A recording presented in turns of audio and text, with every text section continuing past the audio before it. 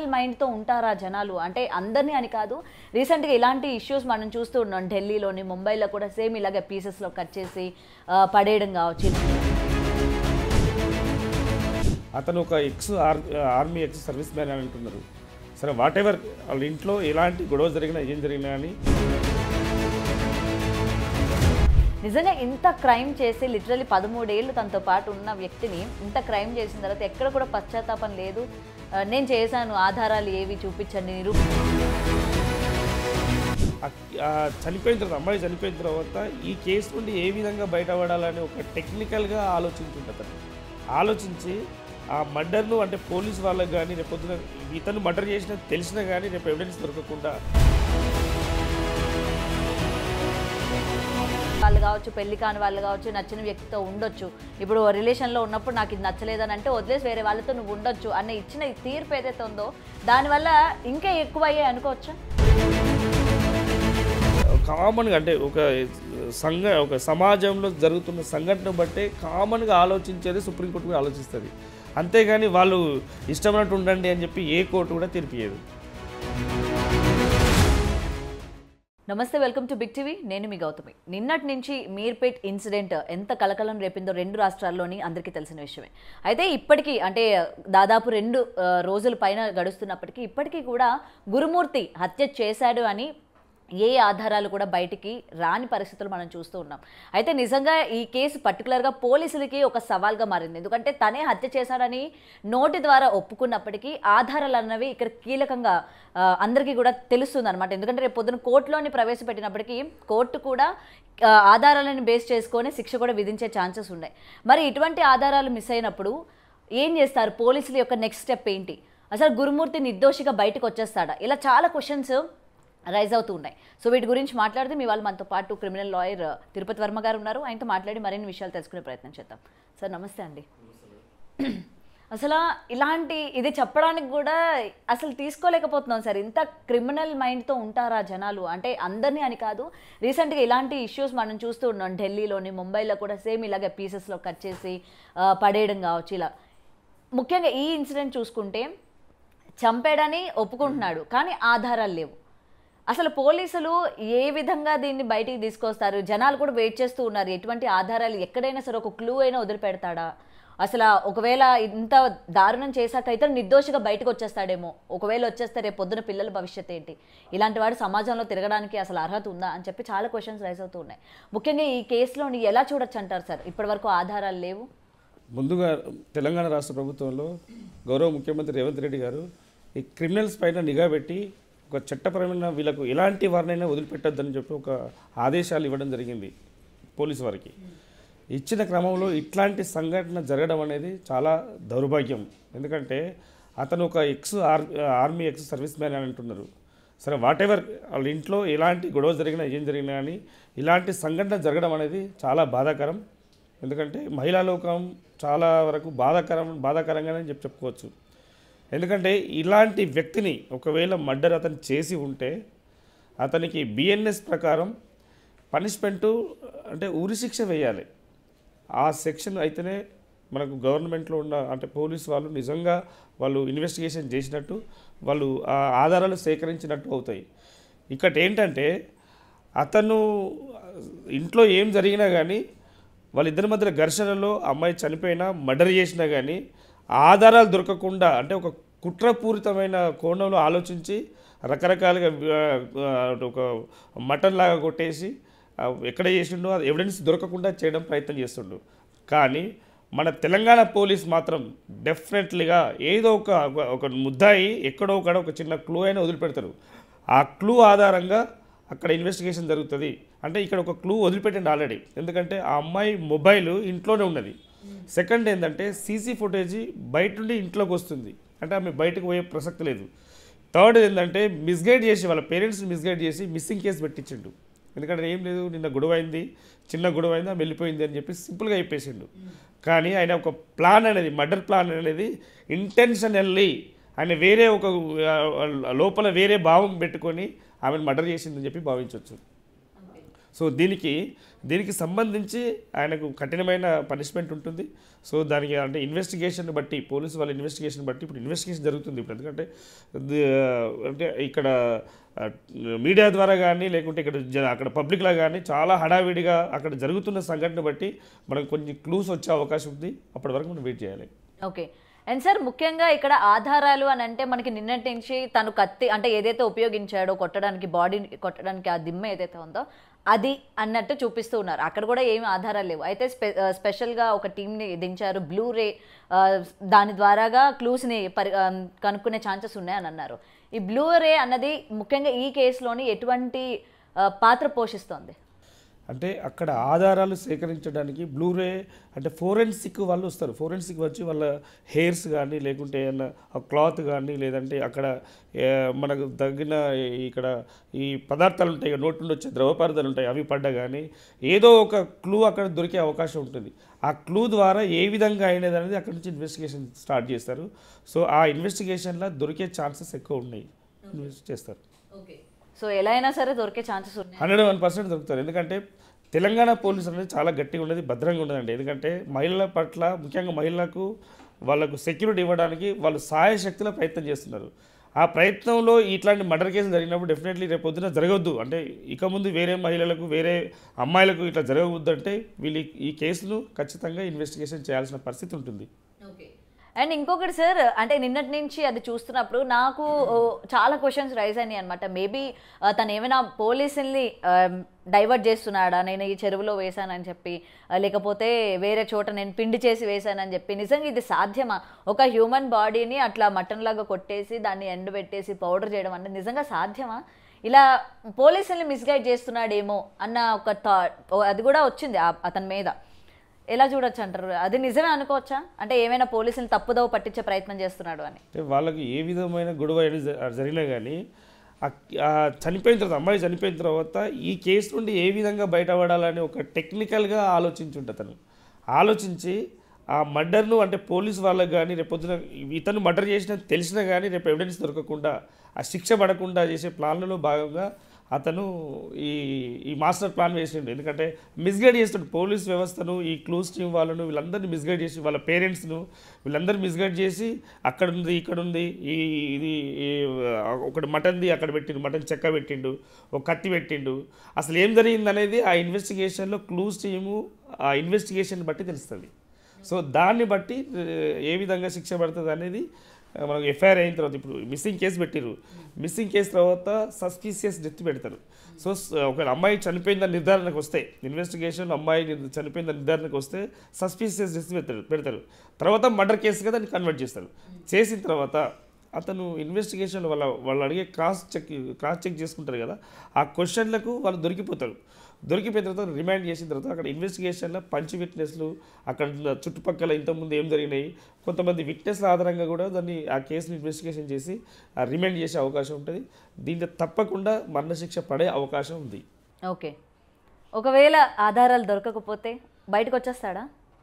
ఎందుకు ఆధారాలు అంటే మనం ఒక చిన్న సింపుల్ మేడం, ఇప్పుడు అమ్మాయి లోపలికి వెళ్తుందని ఒక సీసీ కెమెరా దొరికింది, దాన్ని అయితే ఎవరైతే పోగొట్టరు, ఎందుకంటే అక్కడ ఉన్నది కంపల్సరీ రికార్డ్ అయి ఉన్నది. అది కానీ కోర్టులోనే అది ఒక్కటి సరిపోతుంది అంటారా? అంటే దాన్ని ఆ కోణంలో ఇంకా ఇన్వెస్టిగేషన్ చేస్తారు కదా. ఇప్పుడు ఆ ఇన్వెస్టిగేషన్లో చెప్పాను కదా, నోటి నుంచి ద్రవ పదార్థాలు, చెవు నుండి ముక్కు నుండి హెయిర్ నుండి ఇంకా ఎక్కడెక్కడో పదార్థాలు ఉంటే అవి పడే అవకాశం ఉంటుంది. సో దానివల్ల కూడా ఇన్వెస్టిగేషన్ చేసే అవకాశం ఉంటుంది. ఆ ఇన్వెస్టిగేషన్లో వాళ్ళు అంటే ఏం ఎవిడెన్స్ దొరుకుతుందో దాన్ని బట్టి ముందుకు పోతుంది, కేసు ముందుకు పోతుంది. సో రిమాండ్ అయిన తర్వాత ఆ కేసు ఈ మొబైల్ డాటా ఆధారం ఉంటుంది. ఎందుకంటే ఇంతకుముందు గతంలో ఏమైనా జరిగినాయా, సంఘటన జరిగినాయా, లేకుంటే ఇతనికి ఆయనకు ఆమెకి ఏమైనా సంభాషణ జరిగిందా, ఆ కోణంలో ఆలోచిస్తారు. బయటికి వెళ్ళిన తర్వాత రిలేటివ్స్ ఉంటారు కదా, రిలేటివ్స్ దగ్గర ఏమేమి జరిగింది, ఎందుకంటే ఒక్కటే కాదు కదా, ఒకటే ఇంట్లోనే కాదు కదా, దీనికి సంబంధించిన ఏదేది ఆధారాలు ఉంటాయో అవన్నీ సేకరించడానికి ప్రయత్నం చేస్తారు. ప్రయత్నం చేస్తున్న క్రమంలో కొన్ని క్లూస్ దొరికే అవకాశం ఉంటుంది. డెఫినెట్లీ అది ఆ నిందితుడు శిక్షింపబడతాడు. ఓకే. కానీ నిన్న పోలీసులు ఇన్వెస్టిగేషన్లోనే అతను చెప్తున్న సమాధానాలు ఇవి అని చెప్పి పోలీసులు బయట చెప్పిన తర్వాత నిజంగా ఇంత క్రైమ్ చేసి లిటరలీ 13 ఏళ్ళు తనతో పాటు ఉన్న వ్యక్తిని ఇంత క్రైమ్ చేసిన తర్వాత ఎక్కడ కూడా పశ్చాత్తాపం లేదు, నేను చేశాను, ఆధారాలు ఏవి చూపించండి, నిరూపించండి అని చెప్పే ధైర్యం కావచ్చు. ఎలా చూడొచ్చు అంటారు సార్? ఇతననే కాదు, ఈ మధ్యకాలం ఇప్పుడు ఇతన్ని చూసి రేపు పొద్దున్న ఇంకొకరు బయటకు వస్తారు, ఓ ఇలా చేయొచ్చా మనం. ముఖ్యంగా వీళ్ళందరూ ఇన్ఫ్లుయెన్స్ అయ్యేది సినిమాల వల్ల అని కూడా, ఎందుకంటే ఈయన కూడా ఇట్లాంటి ఎలా చేస్తే బాగుంటుందని చెప్పి కొన్ని వెబ్ సిరీస్ కావచ్చు, కొన్ని సినిమాలని ఆధారంగా తీసుకొని యూట్యూబ్లో సెర్చ్ చేసి మరీ చేశాను అని చెప్తూ ఉన్నారు. ముఖ్యంగా ఈ సినిమా వ్యవస్థ కావచ్చు, ఇట్లాంటి సినిమాలు తీసే వాళ్ళ గురించి కూడా ఏం చెప్తారు మరి? ఈ మధ్యకాలంలో ఒక పుష్ప అనే మూవీ వచ్చింది, పుష్ప 2 అనే మూవీ వచ్చింది. ఆ పుష్ప మూవీ వల్ల విద్యార్థులకు కానీ, యువతకు కానీ, మహిళలకు కానీ ఎలాంటి సందేశం ఇస్తారు? అంటే ఒక స్మగ్లరు ఇంటర్నేషనల్ లెవెల్కు ఎదగాలనా, లేకుంటే ఒక మర్డరరు ఇంకా పెద్ద అంటే హ్యాబిచువల్ మర్డర్గా మారాలనా? ఈ సందేశం అనేది కొన్ని అంటే ఉపయోగపడండి, అంటే సమాజాన్ని సమాజానికి ఉపయోగపడాలి, యువతకు ఉపయోగపడాలి, విద్యార్థులకు ఉపయోగపడాలి. ఇవి కాకుండా వాళ్ళు ఇష్టమైన మూవీ ఆ కలెక్షన్ కోసం, వాళ్ళ మైలేజ్ కోసం, వాళ్ళు రేపొద్దున 1000 కోట్లు 2000 కోట్లు సంపాదించాలనే ఉద్దేశం కోసం సంపాదిస్తే ఇట్లాంటి మంటలు జరుగుతాయి. ఎందుకంటే ఇతను ఒక ఆర్మీలో చేసిన వ్యక్తి అని చెప్తున్నారు. సో ఇట్లాంటి మర్డర్ చేసిందంటే ఎంత స్పృహ ఉండాలి. ఇప్పుడు ఇంతకుముందు గతంలో మేజర్ చైనాతో యుద్ధం జరుగుతుంటుంటే ఆయన ఎంత అంటే ఒక లాంగ్వేజ్లో మాట్లాడి వాళ్ళ దాంట్లో వెళ్ళి వాళ్ళు కన్విన్స్ చేసి వస్తున్న క్రమంలో బ్యాక్ సైడ్ నుండి అది చేసారు. సో అట్లాంటి చరిత్ర ఉన్న మన దేశంలో ఇలాంటి మర్డర్లు జరగడం అనేది శోచనీయం. సో ఇక్కడ ఏ విధంగా ఇన్వెస్టిగేషన్ చేసినా కానీ, ఆయన ఎట్లాంటి క్రిమినల్ మైండ్ ఉన్నా కానీ డెఫినెట్లీ వాళ్ళు ఆ ఇన్వెస్టిగేషన్లో వాళ్ళకు ఆధారాలు దొరుకుతాయి. ఆ ఆధారాలను బట్టి మనకి శిక్ష పడే అవకాశం ఉంటుంది. ఒకవేళ నిజం నిరూపించబడిన తర్వాత ఎటువంటి సెక్షన్స్ కింద ఆయనకి శిక్ష పడే ఛాన్సెస్ ఉన్నాయంటారు సార్? అంటే దీనికి ఐపీసీ ఇంతకుముందు ఐపీసీ ప్రకారం 302, ఇప్పుడు బిఎన్ఎస్ ప్రకారం 103 ప్రకారం పనిష్మెంట్ ఉంటుంది. అంటే మర్డర్ కేసు లాగా ఉంటే దీంట్లో ఏంటంటే ముక్కలుగా కోసిండు కాబట్టి, అక్కడ కత్తి ఉన్నది కాబట్టి, అక్కడ ఒక చెక్క ఉన్నది కాబట్టి, ఇది అంతకుముందే ప్లాన్ చేసుకుంటే ఇది కాన్స్పిరసీ కిందికి వస్తుంది, క్రిమినల్ కాన్స్పిరసీ కిందికి వస్తుంది. ఆ కాన్స్పిరసీ వస్తే ఒకవేళ డెఫినెట్లీ అక్కడ క్లూ దొరికి ఉంటే ఈ నేరం నుండి ఆయన తప్పించుకోలేడు, డెఫినెట్లీగా శిక్షించబడతాడు. ఆ శిక్ష అనేది మామూలుగా ఉండదు. యావజ్జీవ శిక్ష కాండ మొదలు పెడితే పనిష్మెంటు విత్ హ్యాంగ్ అంటే ఉరిశిక్ష పడే అవకాశం కూడా ఉంటుంది ఈ కేసులో. సో ఎందుకంటే ఒక ఆడపిల్లని చంపడం వల్ల 2 పిల్లలు, 4 కుటుంబాలు ఇవన్నీ రోడ్డు మీద పడుతున్నాయి. ఇదంతా ఎందుకంటే ఈ అమ్మాయి చుట్టే తిరుగుతాయి కదా, ఎంతమంది డిస్టర్బ్ అవుతారు, ఎన్ని రకాలుగా ఉంటుంది. సో ఆ కోణంలో, మానవతా కోణంలో కూడా ఒకసారి జడ్జి గారు ఆలోచించే అవకాశం ఉంటుంది. సో ఇలాంటి నేరగాళ్ళు మళ్ళీ పునరావృతం కాకుండా నెక్స్ట్ ఎవరు చేయకుండా ఉండడానికి కఠినమైన శిక్ష వేస్తారని చెప్పి మేము భావిస్తున్నాం. ఏదైనా సరే అసలు 2 రోజుల నుంచి న్యూస్ చూస్తూ ఉంటే ఏంటి, ఎప్పుడూ మనం ఎక్కడో అదర్ కంట్రీస్లో జరిగాయనో లేకపోతే అదర్ స్టేట్స్లో జరిగాయని చెప్పి అవును అలా జరిగిందా అనుకుంటాం, కానీ మన పక్కనే జరిగింది ఇలా ఇంత దారుణమైన సంఘటన. దట్టు ఒక ఆర్మీ అంటే జనాల పట్ల ఎంత ప్రేమగా ఉండాలి, అందరినీ కాపాడే ఆ యొక్క దాని నుంచి ఆయన వచ్చిన వ్యక్తి కాబట్టి ఇంత క్రూరంగా ఎలా అని చెప్పి కూడా చాలామంది ఈరోజు భయపడుతున్న పరిస్థితులు కూడా ఉన్నాయి. చాలామంది ఈయనకి శిక్ష పడాలి అని చెప్పి కూడా ఉన్నారు. అండ్ ఇంకొకటి సార్, ఒకవేళ నిరూపితం కాకపోతే ఈయన హత్య చేశాడు అని చెప్పిగా నిరూపించకపోతే పోలీసుల పరిస్థితి ఏంటి, ఆయన్ని అదుపులోకి తీసుకున్న పోలీసుల పరిస్థితి ఏంటి, తర్వాత ఇది పోలీసుల వైపు తిరిగే ఛాన్సెస్ ఉన్నాయా, వాళ్ళని ఏమైనా సస్పెండ్ చేసే ఛాన్సెస్ ఉన్నాయా అన్న క్వశ్చన్స్ కూడా రైజ్ అవుతూ ఉన్నాయి ఈరోజు. దీనికి ఏమంటారు? మన పోలీస్ వ్యవస్థ నిఘా విభాగం చాలా గట్టిగా ఉన్నది, భద్రంగా ఉందండి. ఎందుకంటే ఇక్కడ అంటే ఒకటే మర్డర్ చేసిండు తప్పించుకుంటాడు అని ఆ కోణంలో కాకుండా ఇన్వెస్టిగేషన్ చేస్తున్న క్రమంలో ఎక్కడెక్కడ ఏ ఆధారం సేకరించాలనే కోణంలో ఆలోచిస్తారు. ఎందుకంటే ఇప్పుడు ఓన్లీ పోలీస్ వాళ్ళే ఇక్కడ చేయట్లేదు, క్లూస్ టీమ్ వచ్చారు, దానికి సంబంధించి విట్నెసెస్ ఉంటారు, దానికి సంబంధించి సాక్షులు ఉంటారు, దానికి సంబంధించి ఇంకేం జరిగింది అంతకుముందు గతంలో ఒక ఫ్యామిలీ హిస్టరీ తీస్తారు. ఆ ఫ్యామిలీ హిస్టరీ తీస్తే వాళ్ళిద్దరి మధ్యలో ఏం జరిగింది అనేది ఒకరు కాకుండా అంటే ఈ మర్డర్ జరిగిన సన్నివేశాన్ని గురించి చెప్పడానికి కూడా కొంతమంది ముందుకు వస్తారు. సో ఇంతకుముందు గతంలో ఆయన హిస్టరీ ఏర్పడుతుంది, ఆ హిస్టరీని బట్టి కూడా ఇతను మర్డర్లో అంటే ఈయనకు క్రిమినల్ మైండ్ ఉన్నది, లేదంటే ఇంకా గతంలో ఆర్మీలో పనిచేసినప్పుడు అక్కడ ఏం చేసిండ్రు. సో ఇవన్నీ కాకుండా దీనికి ఈ కేసుకు సంబంధించి మాత్రం ఎవిడెన్స్ సీసీ కెమెరాలు ఉన్నాయి, లోపలికి ఎన్ని గంటలు లోపల ఉన్నాడు, ఎన్ని గంటలు బయట ఉన్నాడు, అతను ఏమేం చేశాడు అంటే ఇక్కడ ఒక బకెట్ కూడా బయటకు వెళ్ళిందని చెప్పి ఒక న్యూస్ వస్తున్నది. సో ఈ బకెట్ కానీ అంటే ఇది ఏంటంటే కొంత న్యూస్ వరకు వస్తుంది.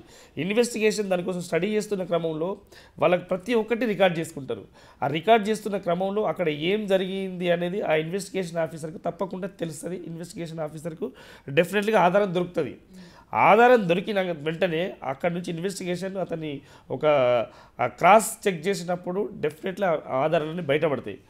దాన్ని బేస్ చేసుకొని వాళ్ళని రిమాండ్ చేస్తారు. రిమాండ్ చేసిన తర్వాత జడ్జి గారు కూడా ఆలోచిస్తారు. ఎందుకంటే పీపీ గారు ఒకవైపు, అతను అడ్వకేట్ ఒకవైపు ఆర్గ్యుమెంట్ జరుగుతున్న క్రమంలో అది ఒక అంటే ఇట్లాంటి సంఘటనలు రేర్గా జరుగుతాయి. ఈ రేర్గా జరిగిన సంఘటనలు ఏంటంటే డెఫినెట్లీ ఇది పెద్ద కేసుగా భావించి ఒక ఫ్యామిలీ కోణంలో, ఒక హ్యుమానిటీ కోణంలో ఇవన్నీ ఆలోచించి పెద్ద శిక్ష వేసే అవకాశం ఉంటుంది. అది మరణ శిక్ష వేసే అవకాశం ఉంటుందని చెప్పి భావించవచ్చు. ఓకే, కానీ ముఖ్యంగా ఎటువంటి వాళ్ళు ఎంత క్రూరమైన పనులు చేసినా సరే చట్టం అన్నది లేటుగానే వాళ్ళకి శిక్ష పడుతుంది.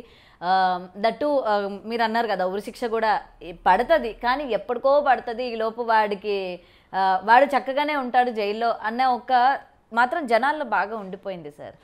మన గౌరవ ముఖ్యమంత్రి గారు రేవంత్ రెడ్డి గారు కొత్త అంటే ఫాస్ట్ ట్రాక్ కోర్టులు పెట్టాలి. ఇట్లాంటి సెన్సేషనల్ మర్డర్లు, సెన్సేషనల్ ఇష్యూస్ జరిగినప్పుడు వాళ్ళకి ఫాస్ట్ ట్రాక్లు అంటే కొంత లిమిటెడ్ పెడుతుంది. ఒక 3 months, 5 months, 6 months టైం పెట్టి తొందరగా, ఎందుకంటే మనకు ఐపీసీలో ఇప్పుడు మనం చేసుకున్న చట్టం కాదు కదా, ఇండియన్ పీనల్ కోడ్ ప్రకారం ఇప్పుడు వచ్చిన బిఎన్ఎస్ ప్రకారం ఈ చట్టాలు జరుగుతున్నాయి. సో ఆ చట్టాల ప్రకారం మనం వెంటనే పోయి విరుది అంటే వేరే ఇప్పుడు సౌదీ అరేబియా అట్లాంటి కంట్రీలో వెంటనే ఆడ జనాల మధ్యలో హ్యాంగ్ చేస్తారు. అలాంటిది మన దగ్గర వర్కౌట్ అవ్వదంటారా? మనది లౌకిక ప్రభుత్వం కాబట్టి లౌకికంగా అందరినీ అంటే సెక్యులర్ ఉంటుంది కాబట్టి అన్ని రకాలుగా ఆలోచించాల్సి వస్తుంది. ఎందుకంటే విట్నెస్ అసలు ఒక అంటే 100 మంది నేరస్తులు తప్పించుకోవడం ఒక నిర్దోషికి శిక్ష పడద్దని చెప్పి ఒకటి ఉన్నది. సో ఇక్కడ అతను మొత్తం మర్డరర్ అని తెలిసినాక భావించడానికి మాత్రమే అతన్ని ఇన్వెస్టిగేషన్ స్టార్ట్ చేస్తారు. శిక్ష పడేలాగా చేసే అవకాశం ఉంటుంది. సో అప్పటి వరకు కూడా ఆ నేరస్తుడికి ఇన్వెస్టిగేషన్ జరుగుతుంది. వాళ్ళకు ఒక అవకాశం ఆ నేరాన్ని నిరూపించుకునే అవకాశం ఉంటుంది. అసలు మర్డర్ అతను చేసిండా లేదనేది ఇదంతా ఎప్పుడు తెలుస్తుంది? ఇన్వెస్టిగేషన్ తెలుస్తుంది, ఆ క్లూస్తో తెలుస్తుంది, ఆ డాగ్ స్క్వాడ్ వస్తుంది. ఇవన్నీ రకరకాలుగా చేస్తారు. అది చేసిన తర్వాత ఇతనే మర్డరర్, ఇతనే చేసిండు, ఇతనే ముద్దాయి అని తెలిసినప్పుడు డెఫినెట్లీ ఆయనకు శిక్ష పడే అవకాశం ఉంటుంది. ఓకే, సో ఏదైనా జనాలు అయితే అదే కోరుకుంటున్నారు, త్వరగా శిక్ష పడాలి అని చెప్పి. సార్ మీకున్న ఇన్ని సర్వీస్ ఇంత సర్వీస్లోని ఎప్పుడైనా మీరు ఈ టైప్ ఆఫ్ కేసు చూసారా? అంటే ఇలాగ ఆధారాలు లేకుండా శిక్ష పడే కేసు ఏదైనా ఉందా, లేకపోతే దోషి తప్పించుకునే ఆ కేసులు ఏమైనా ఉన్నాయా? అంటే బీయింగ్ అడ్వకేట్గా మేము ఎంత పెద్ద నేరం మా దగ్గరికి వచ్చినా అంటే మర్డర్ చేసి వచ్చినా కానీ కొంతవరకు మేము చేస్తున్న అంటే మేము ఆ కేసును తీసుకుంటే ఒకవేళ ఆ నిందితునికి, ఆ బాధితుడికి, ఆ ముద్దాయికి ఒక అవకాశం కల్పిస్తాం. ఎందుకంటే ఆ శిక్ష నుండి బయటకు పడితే ఒక మారుతాడు అని భావించినప్పుడు డెఫినెట్లీగా ఒక నిందితు సైడ్ మాట్లాడచ్చు. కానీ ఇట్లాంటి మర్డర్ కేసులో ఏ న్యాయవాది కూడా ముందుకు రాడు. ఎందుకంటే ఇది ఇంత అత్యంత క్రూరంగా, ఎందుకంటే వాళ్ళ ఫ్యామిలీ జరగవచ్చు, లేక ఇంకా మన ఇంటి పక్కన జరగవచ్చు, మన ఎక్కడైనా జరగవచ్చు. సో ఇట్లాంటి కేసులలో న్యాయవాదులు కూడా ముందుకు రారు. ఎందుకంటే శిక్ష పడాలనే ఆలోచించుకుంటారు. జనాలకే కాదు, జనాల్లో నాకు కూడా చాలా కోపం వస్తూ ఉంటుంది.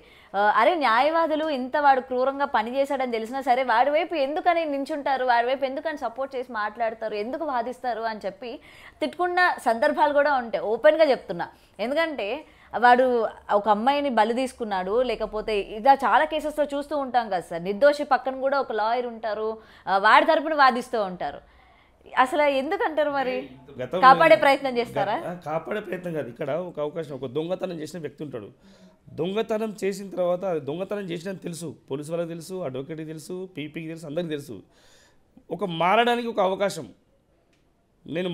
అతను మారుతాడు అనే ఒక అవకాశం వచ్చినప్పుడు న్యాయవాది అతని పక్షాన వాదించే అవకాశం ఉంటుంది. సో ఈ కేసు ఎన్ని రోజులు నడుస్తుందో, 1 year, 2 years, 3 years నడుస్తుంది కదా, ఆ టైంలో అతనికి పనిష్మెంట్ వచ్చే అవకాశం, అంటే పనిష్మెంట్ తిరగడమే పెద్ద పనిష్మెంట్. కోర్టుకు వెళ్ళి వాయిదాలు అటెండ్ చేసి అక్కడ జరిగేదంతా ఆ టెన్షన్, మెంటల్ టెన్షన్, ఫిజికల్ టెన్షన్కు ఆ శిక్ష కాస్త 3 సంవత్సరాలు 4 సంవత్సరాలు కేసు పెడితే అక్కడ అతని ప్రవర్తనలో మార్పు వచ్చే అవకాశం ఉంటుంది. ఎందుకంటే ఇట్లాంటి కేసులో పోలీస్ వాళ్ళు నిఘా ఉంటుంది వాళ్ళది. ఇక్కడ ఏం చేస్తున్నారు, ఎందుకంటే ప్రతి సాటర్డే, సండే, లేకుంటే వీక్లీ ట్వైస్, లేకుంటే ఎవ్రీ డే పోలీసు SHO దగ్గర అటెండ్ కావాలని చెప్పి ఒక ఆర్డర్ ఇస్తారు, డైరెక్షన్ ఇస్తారు. సో ఈ డైరెక్షన్లో అతని ప్రవర్తన పోలీసు వారికి తెలుస్తుంది. ఒకవేళ శిక్ష పడ్డ ఖైదీ కూడా జైల్లో అతని ప్రవర్తన బట్టి రిలీజ్ చేస్తారు. ఐడియా ఉంది కదా, 15th August కానీ 26 January కానీ. ఎందుకంటే ఇతని సత్ప్రవర్తనతో మార్పు చేస్తారు. ఎందుకంటే ఎంత పెద్ద శిక్ష చేసినా కానీ ఒక ఖైదీ మానవతా దృక్పథంతో అతనిలో మార్పు రావాలని చెప్పి శిక్ష వేయడం జరుగుతుంది. అతనికి మార్పు రాదు అని తెలిసినప్పుడు డెఫినెట్లీ అతని మరణ శిక్ష వరకు కూడా పోయే అవకాశం ఉంటుంది. సో ఏదైనా సరే సార్ ఇప్పుడు ఈ కేసులోని త్వరగా ఆయనకి శిక్ష పడాలి, ఉరిశిక్ష పడాలి అని అయితే జనాలందరూ కూడా కోరుకు. ఇప్పుడు కొన్ని సంఘటనలు మేడం, కొన్ని సంఘటనలు మర్డర్ కేసులో సరే వాదోపవాదాలు విన్న తర్వాత అతనికి శిక్ష పడుతుంది. శిక్ష పడిన తర్వాత గవర్నర్ దగ్గరికి వెళ్తారు, అక్కడ నుంచి రాష్ట్రపతి దగ్గరికి వెళ్తే క్షమాపణ పెట్టిస్తారు. ఎందుకు అంటే అక్కడ మానవతా దృక్పథంతో వాళ్ళ ఫ్యామిలీని, వాళ్ళ ఫ్యామిలీ బ్యాక్గ్రౌండ్, ఆయన మీద డిపెండ్ అయ్యే పిల్లలను, అతనిలో మార్పు వచ్చిందా లేదా ఇవన్నీ చూసుకొని క్షమాపణ పెట్టే అవకాశం ఉంటుంది. ఇట్లాంటి కేసులు చాలా జరిగినాయి కూడా. ఇప్పుడు ఇతని విషయంలో కూడా ఒకవేళ ఇక్కడ కాలేదు హైకోర్టు లేకపోతే సుప్రీంకోర్టులని నాకు క్షమాభిక్ష కావాలి అని చెప్పి పెట్టుకుంటే కోర్టు అంటే అంగీకరిస్తుందా? అంటే అది డిపెండెంట్ టైము. ఇతను క్రూరంగా ఉన్నాడు, ఇతని ప్రవర్తనలో మార్పు రాలేదని భావించినప్పుడు వాళ్ళు కూడా ఏం చేయలేరు, వాళ్ళు కూడా ఇవ్వరు, అవకాశం ఇవ్వరు. సో అప్పుడు మరణశిక్ష పడే అవకాశం, అది కూడా ఎక్కడంటే రాష్ట్రపతి వరకు, గవర్నర్ వరకు రీచ్ అవ్వాలి. వాళ్ళు ఆర్జీ పెట్టుకోవాలి. ఆర్జీ పెట్టుకోకుంటే వాళ్ళు ఇక్కడే ఉంటే డెఫినెట్లీ మరణశిక్షను అమలు చేసే అవకాశం ఉంటుంది.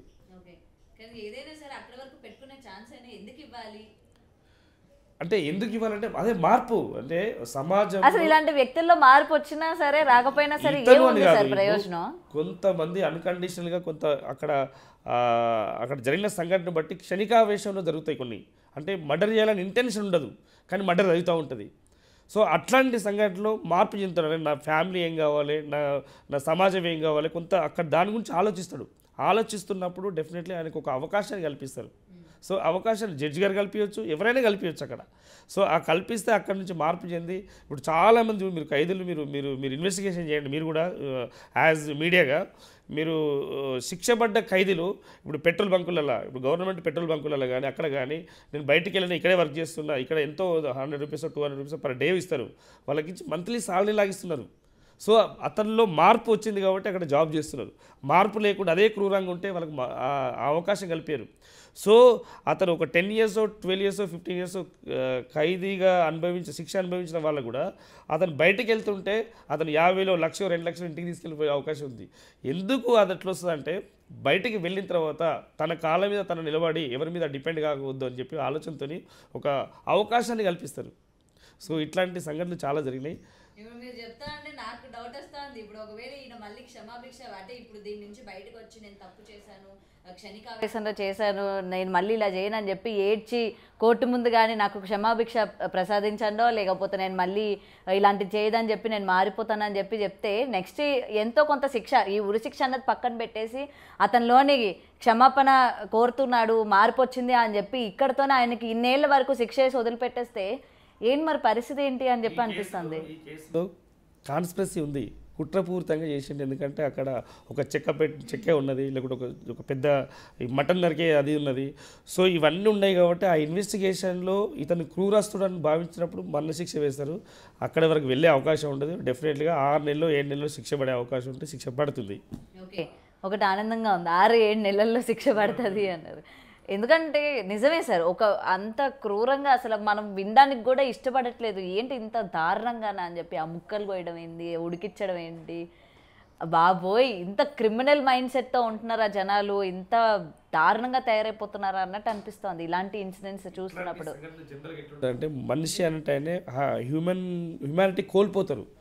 లైక్ గాంజా, నార్కోటిక్ డ్రగ్స్ వాడతారు కదా, ఆ డ్రగ్స్ వాడినప్పుడు ఆ మైండ్లో ఇంకా వేరే రకంగా తిరుగుతుంది. సో అప్పుడు అతను ఏం చేస్తుండో అతను తెలియని ప్రవర్తన ఉంటుంది కాబట్టి సో ఇట్లాంటి సంఘటన కూడా జరుగుతుందో ఆ కోణంలో కూడా ఇన్వెస్టిగేషన్ చేసే అవకాశం ఉంటుంది. ఒకవేళ ఏమైనా తీసుకుంటే చెప్పలేం కదా, మద్యం కానీ ఏమైనా కానీ తీసుకోవచ్చు. సో లేదు అంటే ఇంటెన్షనల్లీ ఆ అమ్మాయి ఈ వైఫ్ నాకు వద్దు అని క్రూరంగా ఆలోచిస్తే మాత్రం డెఫినెట్లీ అతనికి శిక్ష పడుతుంది, మరణ శిక్ష పడుతుంది. ఓకే సార్, ఇక్కడ ఇంకొక పాయింట్ రైజ్ అవుతుంది. అతనికి అక్రమ సంబంధం ఉంది, ఆ ఫొటోస్ ఆ వీడియోస్ కానీ ఏవైనా అవి బయటపడడం వల్లే ఈ భార్యాభర్తల మధ్య ఇలాంటి పరిస్థితులు అంటే గొడవ పడడం కావచ్చు అది బయటపడింది. ఇంకా తను బయటికి చెప్తాదన్న కారణంతోనే తిని చంపేశాడు అన్నది ఒకటి బయటకు వస్తుంది. ఈ అక్రమ సంబంధాలు రీసెంట్గా మనం చూస్తూ ఉన్నాం. ప్రతి మర్డర్ కేసులోని వైఫ్ హస్బెండ్ని చంపినా, హస్బెండ్ వైఫ్ చంపినా మెయిన్ పాయింట్ ఏంటంటే అక్రమ సంబంధం పెట్టుకోవడం. ఇది హైలైట్ అవుతుంది. కోర్టు ఇచ్చిన తీర్పు కూడా ఇందుకు కారణం అనుకోవచ్చా? అంటే ఎవరైనా సరే పెళ్ళైన వాళ్ళు కావచ్చు, పెళ్లి కాని వాళ్ళు కావచ్చు, నచ్చిన వ్యక్తితో ఉండొచ్చు. ఇప్పుడు రిలేషన్లో ఉన్నప్పుడు నాకు ఇది నచ్చలేదని అంటే వదిలేసి వేరే వాళ్ళతో నువ్వు ఉండొచ్చు అనే ఇచ్చిన తీర్పు ఏదైతే ఉందో దానివల్ల ఇంకా ఎక్కువ అయ్యాయి అనుకోవచ్చా? అంటే హైకోర్టు కానీ సుప్రీంకోర్టు కానీ ఏ విధంగా అంటే నచ్చిన వ్యక్తితో అంటే పెళ్ళై ఒక వైఫ్ ఉన్నప్పుడు వేరే వాళ్ళతో ఉండడానికి కాదు, వైఫ్తో లీగల్గా డైవర్స్ తీసుకున్న తర్వాత అమికబుల్గా మొత్తం సెటిల్మెంట్ అయిన తర్వాత వేరే వాళ్ళతో ఉండొచ్చు. కానీ ఇక్కడ వైఫ్ని పెట్టుకొని వేరే వాళ్ళ దగ్గర ఉందాము, వేరే వాళ్ళతో ఉంటే బాగుంటుంది అట్లాంటి ఆలోచన అమ్మాయికి కానీ అబ్బాయికి కానీ ఉండదు. సో అట్లాంటి తీర్పు కూడా ఇవ్వలేదు. ఎందుకంటే అమ్మాయి నచ్చింది అనుకోండి, ఇప్పుడు ఒక అబ్బాయికో అమ్మాయికో నచ్చినప్పుడు, ఆ అమ్మాయి నచ్చుతున్నప్పుడు ఆ ఇద్దరి మధ్యలో వీళ్ళిద్దరు అండర్స్టాండింగ్ ఉండాలి. నేను డైవర్స్ తీసుకుంటా, నీతో ఉండలేను అని చెప్పి ఇద్దరు 13 అంటే డైవర్స్ పిటిషన్ వేసిన తర్వాత కోర్టు డైవర్స్ ఇచ్చిన తర్వాత అప్పుడు వెళ్ళవచ్చు. అంతేగాని ఇక్కడ పెట్టి 4 ఫ్యామిలీ పెడతా అంటే ఏ కోర్టు కూడా ఒప్పుకోదు. ఎందుకంటే ఆ చట్టంలో ఎక్కడ కూడా లేదు అది. సో దీన్ని ఏంటంటే ఇది చెప్పుకోవడానికి కొంతమంది ఏంటంటే దీన్ని మిస్లీడ్ చేసి కొంత బయట ప్రచారం చేసి ఈ విధంగా నాకు అవకాశం ఇచ్చిందని చెప్పుకోవడానికి పనిచేస్తుంది. కానీ as per supreme court guide lines ప్రకారం ఎక్కడ కూడా నీకు సహజీవనం వేరే వాళ్ళతో వైఫ్ ఉండగా సహజీవనం చేయవచ్చు, వేరే వాళ్ళతో 10 మంది ఫ్యామిలీతో పెట్టవచ్చు అని చెప్పి ఎక్కడ చెప్పలేదు. ఓకే, ఎందుకంటే కొన్ని సందర్భాల్లో ఇంకా కోర్టే చెప్పేసింది కదా, అంటే జనాలు మామూలుగా నేను కూడా వింటూ ఉంటా, కోర్టే చెప్పేసింది కదా ఇష్టమైన వ్యక్తితో ఉండొచ్చు అని చెప్పి. ఇప్పుడు నాకు నచ్చకపోతే వదిలేయచ్చు, నేను నాకు నచ్చిన వ్యక్తితో ఉండొచ్చు అని కోర్టే లీగల్గా డైవర్స్. కానీ ఇక్కడ ఈ లీగల్ అన్న పదాన్ని వదిలేసారు జనాలు. ఆ పదాన్ని యూజ్ చేయకుండా నచ్చిన వ్యక్తులు ఉండొచ్చు అది అంటే అట్లా కాదు కదా. ఇద్దరి మధ్య ఇప్పుడు వైఫ్ పిల్లలు రకరకాలుగా ఈయనతో ఒక బంధం ఏర్పడుతుంది. ఆ బంధాన్ని తెంచుకొని పోయి వేరే వాళ్ళతో సహాయం చేస్తా అంటే సమాజం ఒప్పుకోదు, నీకు చట్టం ఒప్పుకోదు, రకరకాలుగా వాళ్ళ ఇంట్లో వాళ్ళే ఒప్పుకోరు కదా, వాళ్ళ పేరెంట్స్ ఒప్పుకోరు కదా.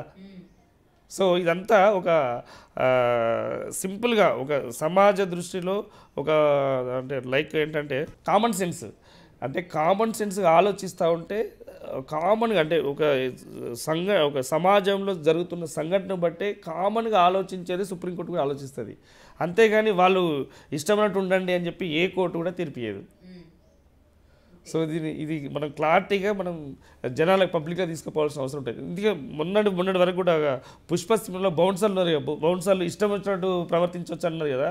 మనం ఆ సెక్షన్ గురించి చెప్పిన తర్వాత కొంత అవగాహన వచ్చింది. ఎందుకంటే బౌన్సర్లు అతని వ్యక్తులు అతన్ని ప్రొటెక్ట్ చేయాలి, కానీ వేరే వాళ్ళ మీద దుర్భాషలాడు కానీ చేసుకోవడం కానీ చేయకూడదు. ఒకవేళ అలాంటి చేసుకోవడం కానీ దుర్భాషలాడు అయితే వాళ్ళు కంప్లైంట్ ఇస్తే వీళ్ళు 2 సంవత్సరాలు జైలుకి పోతారు. ఇప్పుడు వాళ్ళు సెలబ్రిటీస్ ఎటు పోతారో తెలియదు, కానీ ఈ బౌన్సర్ల లోపలికి పోయే అవకాశం ఉంటుంది. సో ఇట్లా ఇదైతే ఇవన్నీ అయితే ఇక్కడ కూడా ఈ చట్టంలో అయితే ఈ రిలేషన్షిప్లో ఉండాలని చెప్పి ఇక్కడ కూడా చెప్పలేదు, వైఫ్ ఉండంగా హస్బెండ్ ఉండంగా. ఓకే, సో జనాలకి ఏంటంటే అర్థమయ్యేది తక్కువ అంతే అనుకోవాలి. అంటే వాళ్ళకి నచ్చినట్టు వాళ్ళు ఇంకా తీసుకున్నారు. ఇలా కోర్టు ఒక రకంగా అంటే మనం అంటే సమర్థించుకోవడం అంటే ఇప్పుడు ఒక హస్బెండ్తో వైఫ్తో హస్బెండ్ చెప్తా ఉంటాడు, లేదు చట్టం ఇట్లా చెప్తుందంటే ఆమెకు అవగాహన లేదు అని చెప్పడం, ఆమె యొక్క వీక్నెస్ని పట్టుకొని ఈమె చెలాయించుతాడు. ఎందుకంటే నాకు అవకాశం ఎన్నైనా పెళ్లి చేసుకోవచ్చు, ఏదైనా చేసుకోవచ్చు అని చెప్పడం జరుగుతుంది. సో అట్లాంటి చట్టం ఎక్కడ కూడా లేదు, డెఫినెట్లీ రాదు. ఎందుకంటే సామాజిక బాధ్యత. ఎందుకంటే ఇప్పుడు సుప్రీంకోర్టు ఉన్నది, హైకోర్టు ఉన్నది మన కోసం, ప్రజల కోసం, ప్రజలకు న్యాయం చేయడం కోసం, ఒక ఫ్యామిలీకి న్యాయం చేయడం కోసం. అంతేగాని విచ్చలవిడిగా ఉంటే మన దేశానికి వేరే దేశానికి ఏముంటుంది? కొన్ని సంస్కృతులు సాంప్రదాయాలు మన ఇండియాలో ఉన్నాయి. సో దాని ప్రకారమే వాళ్ళు ఆలోచిస్తారు, సామాజిక బాధ్యతగా ఆలోచిస్తారు. సో దాన్ని బట్టి ఉంటుందని అదే సార్, అసలు ఏం జరుగుతుంది ఏంటి అని చెప్పి జనాలు అందరూ కూడా వెయిట్ చేస్తున్నారు. మీరు అన్నట్టే నిజం నిరూపించబడాలి. అలాగే మీరు అన్నట్టు ఏదైతే 6-7 నెలల్లో శిక్ష పడే ఛాన్సెస్ ఉన్నాయి అని చెప్పారు కదా, సో వెంటనే అది అమలైతే చాలా హ్యాపీగా ఉంటుంది. అది తర్వాత కూడా ఈ సినిమాలు తీసే వాళ్ళు కావచ్చు, జనాల్ని కూడా ఉద్దేశించుకొని మైండ్లో పెట్టుకొని తీస్తే బాగుంటుందని అయితే నేనైతే చెప్తాను సార్. ఎందుకంటే జనాలు అందరూ కూడా ఎంత ఇన్ఫ్లుయెన్స్ అవుతున్నారో ఇవాళ మనకు తెలుస్తుంది. ఇలాంటి కేసెస్లో ఎక్కువ శాతం మేము సినిమాలు చూసామని, వెబ్ సిరీస్ చూసామని, యూట్యూబ్లు చూసామని, ఇలా చేస్తున్నామని చెప్పే వాళ్ళే బయట ఉన్నారు చాలామంది. నిజంగా సినిమా తీసే వాళ్ళు కూడా కొంచెం ఆలోచించుకొని తీస్తే బాగుంటుందని అనుకుంటున్నాను సార్. ఏదైనా సరే మీరు చెప్పిన ఈ లా అన్నది జనాలందరికీ కూడా అర్థం కావాలి. ఈ అక్రమ సంబంధాల గురించి ఇప్పుడు ఇది కూడా జనాలకి డీటెయిల్గా అర్థం కావాలి. అసలు కోర్టు ఏం తీర్పిచ్చింది, ఎలాంటి వాళ్ళు ఎవరితో ఉండాలి అని చెప్పింది అన్న దాని మీద కూడా అవగాహన తెచ్చుకొని ప్రవర్తిస్తే బాగుంటుంది, ఇలాంటివి జరగకుండా ఉంటాయి అని అయితే కోరుకోవడం తప్ప ఇంకేం లేదు sir. Anyway, thank you so much sir. Thanks for coming and thanks for the information also. Thank you, sir. For more videos like this, subscribe Big TV channel.